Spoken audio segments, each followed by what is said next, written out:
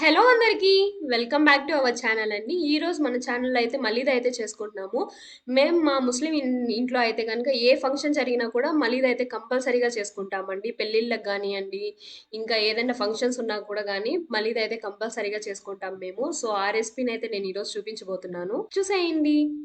ఇప్పుడు ఫస్ట్‌గా అయితే గనుక ఉప్పుడు బియ్యాన్ని దోరగా వేయించుకునేసి పిండిలా అయితే చేసేసుకోవాలి. దాని తర్వాత శనగపప్పును గూడా నూకగా చేసుకుంటే సరిపోతుంది. దాన్నయితే ఏం వేయించుకోవాల్సిన అవసరం లేదు. నూకగా చేసుకునేసి రెండిటిని ఒక దాంట్లోకి వేసుకొనేసి అయితే బాగా మిక్స్ చేసేసుకోండి చూపిస్తున్నట్టు.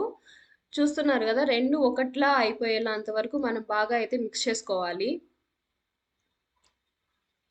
ఇప్పుడు అందులోకి కాచి చల్లార్చి పెట్టుకున్న పాలైతే కొద్దిగా వేసుకుంటూ కలుపుకుంటూ ఉండాలి. కొద్దిగా ఉండలు కట్టేంత వరకు మనం కలుపుకుంటూనే ఉండాలి. మరీ ఎక్కువ పాలు పోసేసినా కూడా బాగా టేస్ట్ ఉండదండి. ఎక్కువ మెత్తగా కలుపుకోకుండా పొడిగా అయితే కలుపుకోవాలి మనం పిండిని. చూస్తున్నారు కదా! ఉండ చేస్తే అవుతుంది. మళ్ళీ దాన్ని పొడిగా కూడా చేసేస్తున్నాను నేనిక్కడ. అలా కలుపుకోవాలి. మొత్తం అలా ఉండలంతా ఉన్నాయి కదా! ఆ ఉండలంతా కూడా పొడిగా అయిపోయేంత వరకు 4-5 మినిట్స్ పాటు బాగా అయితే కలుపుకోండి. చూడండి ఇప్పుడు బాగా ఎలా అయిపోయిందో పొడిగా. అందులోకి నేను బెల్లం అయితే యాడ్ చేసుకుంటున్నాను స్వీట్ కోసము. బెల్లం యాడ్ చేసుకుంటేనే మలిదా బాగుంటుందండి ఇక్కడ. ఆ తర్వాత పచ్చి కొబ్బరిని సన్నగా తురుమైతే యాడ్ చేసుకుంటున్నాను నేను. మలీదాలోకి కొబ్బరి కూడా చాలా బావుంటుంది. మెయిన్ ఇంగ్రీడియెంట్ అనేసే చెప్పుకోవాలి కొబ్బరిని కూడా.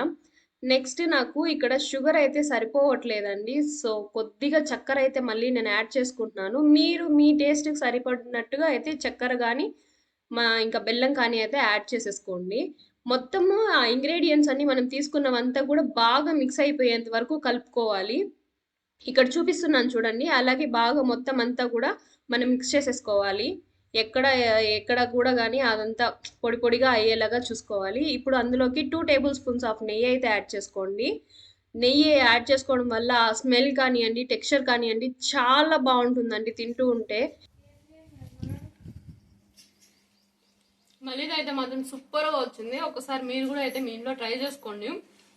ట్రై చేసి ఎలా వచ్చిందో మాత్రం కామెంట్ చేయడం మాత్రం మర్చిపోకండి. ఇలాంటి కొత్త రెసిపీస్ అన్ని పెడుతూనే ఉంటాం మా ఛానల్లో. ఇంకా వీడియోస్ చూడాలి అనుకుంటే మా ఛానల్ని ప్లీజ్ సబ్స్క్రైబ్ చేసుకోండి, లైక్ చేయండి, షేర్ చేయండి and thank you for watching. Bye.